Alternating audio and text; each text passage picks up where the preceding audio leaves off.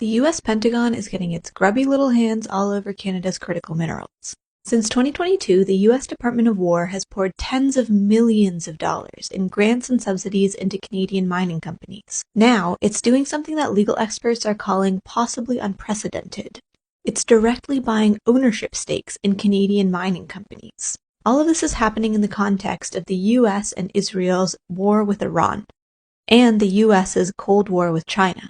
The US wants more weapons to wage its wars, but it doesn't want to rely on China's vast supply of rare earth minerals. So, it's increasingly looking to Canada. Over just 2 years, in 2024 and 2025, the Pentagon invested over $78 million in companies operating mining projects in Canada.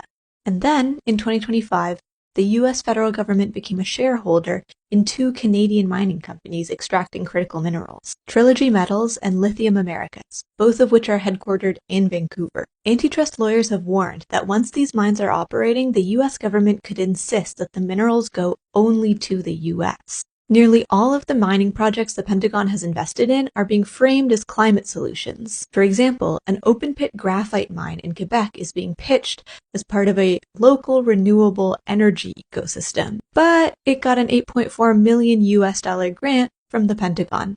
It's understandably suspicious given that graphite is the most commonly used material in the military industry. Now, a few years ago we were being told that mining critical minerals was urgently necessary to confront climate change. For solar panels, for wind turbines, for EV batteries. Now, after US President Trump has threatened to annex Canada and has imposed tariffs on our goods, Canadian Prime Minister Mark Carney is saying that mining critical minerals is necessary for Canada's economic security and national defense from the US. Carney and Ontario Premier Doug Ford have used that justification to fast-track mining projects, tearing apart regulations that protect the environment and Indigenous rights.